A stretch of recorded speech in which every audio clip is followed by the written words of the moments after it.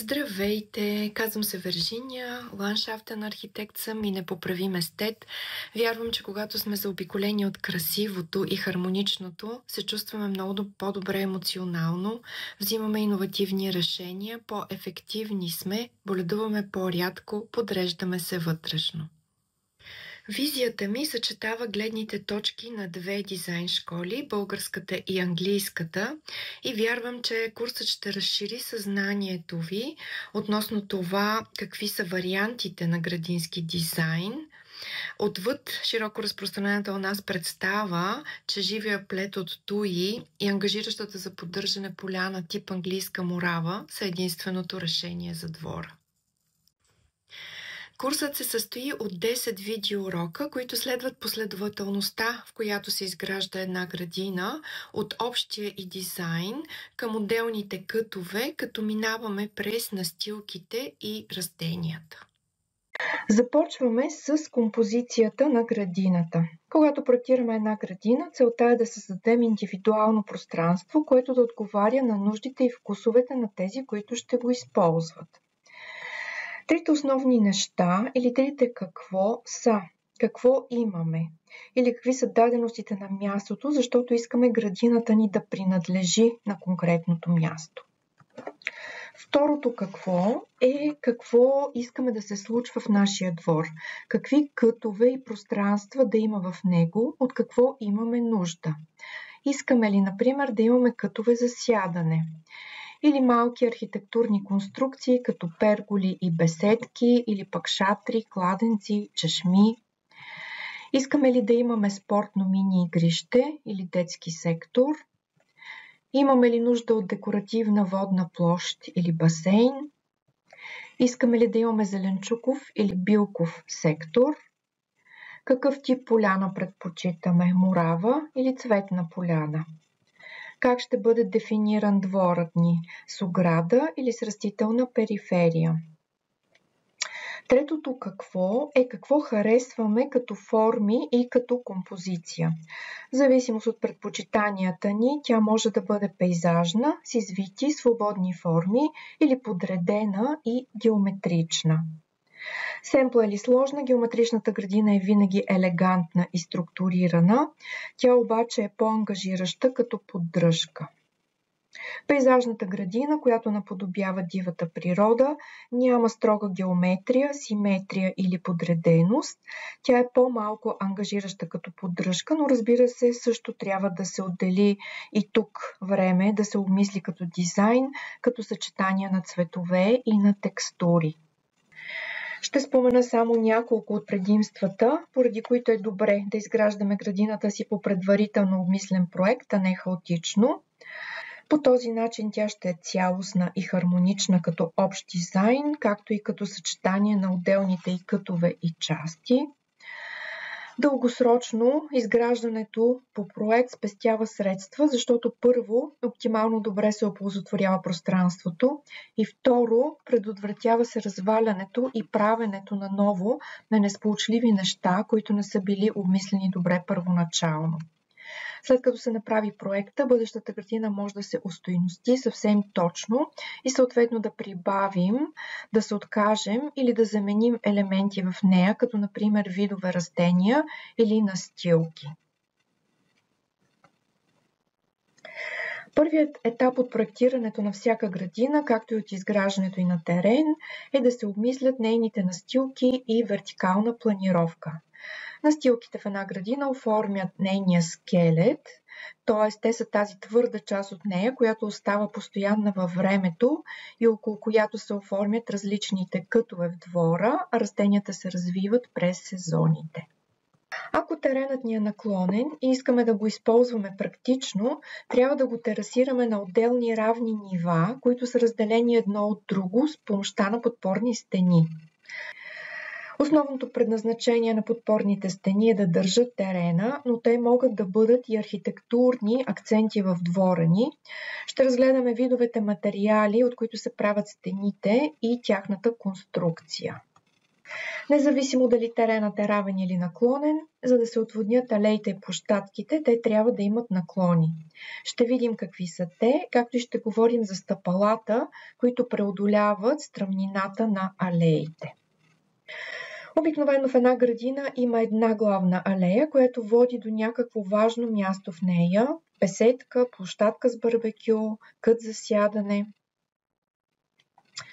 Второстепенните алеи са по-тесни от главната, а допълнително разнообразие в градината могат да осигурят плоча-пътеките, които представляват лека настилка под формата на стъпки. Ще говорим за видовете настилки от естествени материали като пясъчник, гнайс, гранит, мрамор и други, както и за модулните бетонови елементи като плочи, ивици, тухли, унипаваж. На нашия пазар има доста голямо разнообразие от големини, цветове и текстури и от двата типа настилки.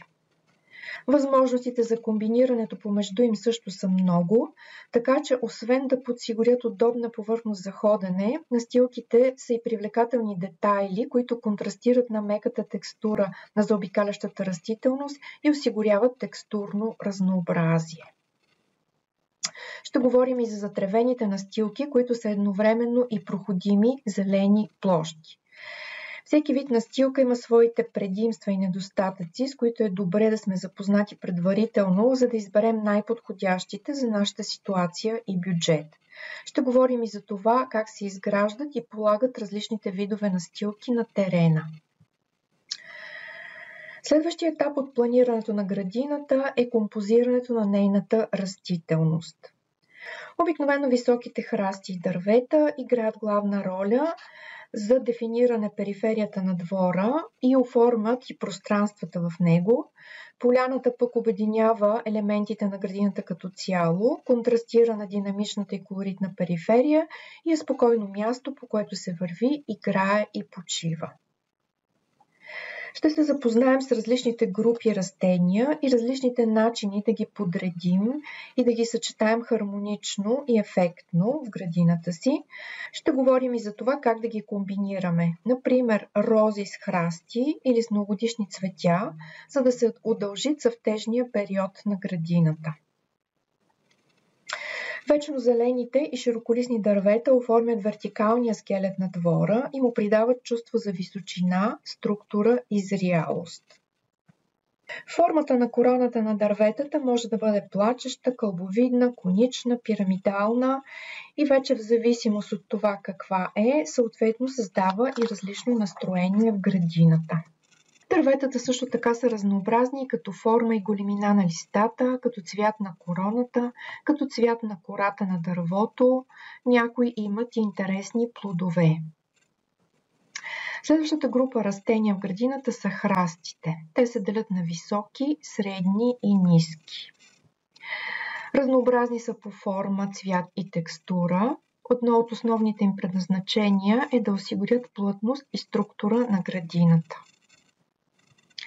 Катърливите овивни и пълзящи растения са много подходящи за скриването на неатрактивни фасади, стени, огради, дървесни стволове, както и когато мястото е ограничено и няма място за засаждане на храсти.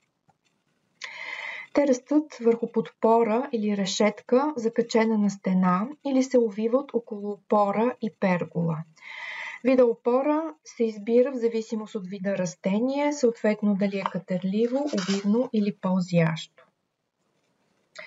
Почвопокривните растения, подобно на всяка група растения, са безценни. Те са стелещи се, високи до 10-15 см храсти, многодишни цветя и сезонни растения, които създават гъст нисък килим. Използват се за преден план, за скални кътове, както и като заместители на трева.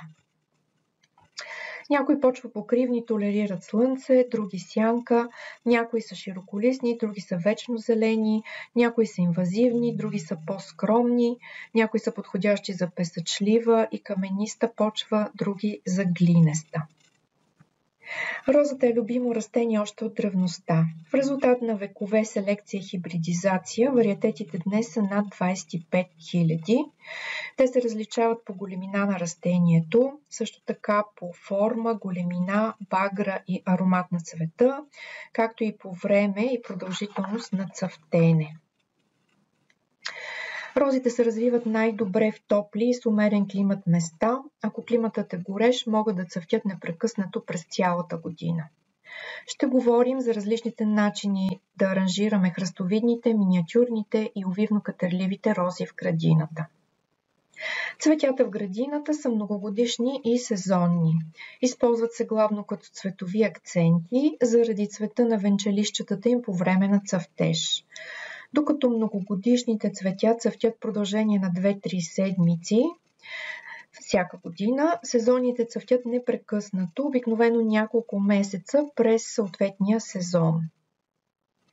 Многогодишните цветя изискват сравнително малка поддръжка след първоначалното им засаждане. Използването на сезонни цветя е бърз и ефектен начин за постигане на интензивен цвят в градината. Те са акценти в нея и могат да се сменят няколко пъти годишно, като всеки сезон може да се експериментира с различни видове и комбинирането им. Пролетните цветя цъфтят от март до май-юни. Летните се засаждат през май или юни, когато пролетните вече са прецъфтели. Повечето от тях издържат в градината до късна есен или докато ги попарят сланите. Ще говорим за голямото разнообразие като видове и като цветове сезонни цветя, които се намират на нашия пазар. Със специфичния си силует, декоративните треви са също безценно допълнение към всяка градина, без значение дали е малка или голяма. Някои са подходящи за засаждане в групи, други като акценти, трети за скални кътове, може би покрай вода, също така за засаждане в съдове. Голяма част от тревите са подходящи за отглеждане на сухи и неплодородни места, т.е. те са непретенциозни и невзискателни към условията. Отглеждането на билки, плодове и зеленчуци в градината е възможно да се комбинират естетичното и декоративното с полезното и продуктивното. Ние влизаме в продуктивно взаимоотношение с градината, нещо, което носи удовлетворение на нас, градските жители, защото ние сме изгубили контакта с земята и с цикличността на природата. У нас отношението към отглеждането на зеленчуци не се асоциира с красивото. Често те се засаждат в задната скрита част на двора, подредени по не особено атрактивен начин. Целта на този модул, посветен на темата, е да покаже как зеленчуковата и билковата градина могат да бъдат естетични и изискани. Днес има много разнообразни вариетети на билки, които имат едновременно лечебни и кулинарни качества и в същото време са ефектни на външен вид, като например жълтолистния риган, трицветната салвия или пастролистния бъс. Освен билки, ще разгледаме и как да аранжираме красиво тикви, пътладжани, зеле, салатени растения и други видове зеленчуци. И даже да ги използваме и като акценти в градината. Ще говорим и за времето на засаждане, както и за разстоянията на засаждане на всички тези видове растения, които споменах, дървета, храсти, цветя, рози и така нататък, както и за рутинните грижи при отглеждането им. Ще говорим за поляната и нейните алтернативни варианти. Независимо дали е под формата на ниско окосена зелена морава или на цветна поляна, тревното пространство е визуално привлекателно място, което е приятно за ходене, за игра, за почивка и е издръжливо на оттъпкване. Ще разгледаме различните видове поляни. Английската морава, която изисква интензивна поддръжка, но е много издръжлива и е привлекателна целогодишно. Ще говорим и за видовете цветни морави, както и за алтернативните поляни, които са направени от така наречените тревни заместители и от почвопокривни растения. Те изискват много по-малко поддръжка, подходящи се при неблагоприятни условия, като много сенчести места, много сухи или пък прекалено влажни почви, каменисти, стръмни терени. Ще разгледаме технологичното правене на поляната с семена или с чимове. Един от модулите е посветен на поддържането на градината през всеки сезон и съответните дейности, които се извършват в нея. Ще разгледаме и видовете подрязване на растенията. Храстите се подрязват, за да се оформи красива корона, да се стимулира изкарването на нови, здрави и силни клонки, образуването на многобройни едри цветове, както и на цветни стебла. Разглеждаме и как се правят и подрязват живите плетове и стени, също така и топиарните форми, т.е. оформянето на растенията като топки, кубове, конуси, или оформянето в по-сложни форми, като птички, животни или въобще в каквато форма си пожелаем. Перголите, триажите, беседките и шатрите са част от вертикалната композиция на градината, която остава трайна през сезоните и във времето. Освен лози, около колоните и по горната част на перголата могат да се увият и декоративни растения като луницери, глициния, клематис, текома, партеноцисус, овивни рози. Ще видим какви са видовете перголи, свободно стоящи или прикрепени към стена, както и начините да ги използваме в градината, както и материалите и различните типове конструкции. Ще говорим и за триажите. Това са вертикални дървени или метални решетки, които са опора за катерливата растителност, как да ги използваме самостоятелно или да ги комбинираме с перголи. Ще надникнем и към беседките, както и към шатрите, които в съвремието са леки, преносими, временни конструкции. Десетият модул е посветен на градините на ограничено пространство, т.е. става ред за терасите, вътрешните дворчета, покривите на гаражи и на сгради. Темата е особено актуална за градските жители, защото според статистиките, близките 10 години половината от населението на Земята ще живее в големите градове. Ще разгледаме какво е специфичното в дизайна при тях, различните начини за композиране, какви кътове да оформим. Ще погледнем каква е спецификата на настилките, както и на съдовете на терасата и ограниченията, с които трябва да се съобразим. Предвид ограниченото място, какви са подходящите типове растения, начините за ежесезонна или пък за по-цветна градина, създаването на екзотична или на друг тип атмосфера. В края на всеки модул има практическо задание,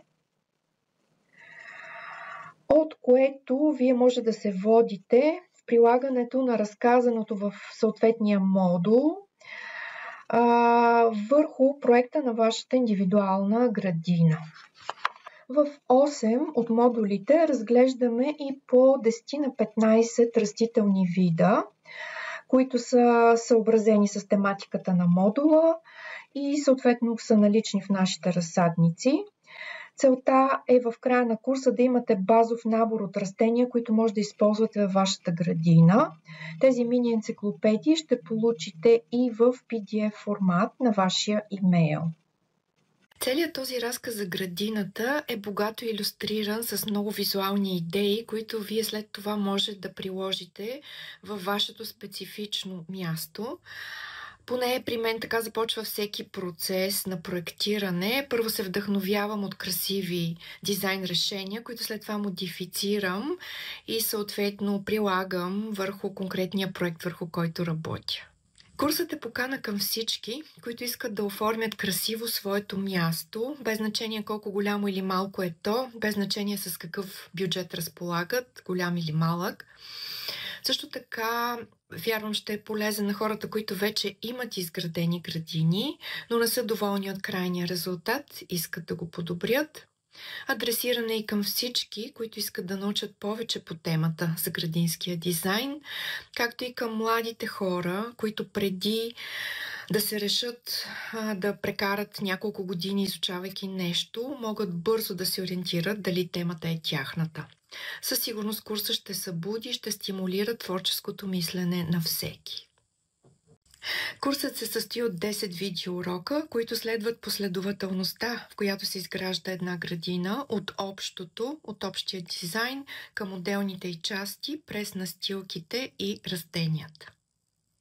Ако всичко, което видяхте, което ви разказах, ви харесва, ако усетите, че аз съм човекът, който може да ви помогне в планирането на вашата градина, то тогава вземете пълния комплект от 10 видеолекции или пък изберете пакет от 5 лекции, първите 5 модула от 1 до 5 или вторите 5 от 6 до 10. Ако пък ви вълнува определена градинска тема, тогава може да си изберете отделен или няколко модула. Пожелавам ви едно едновременно красиво, вдъхновяващо, но същото време и много полезно пътешествие в света на градинския дизайн.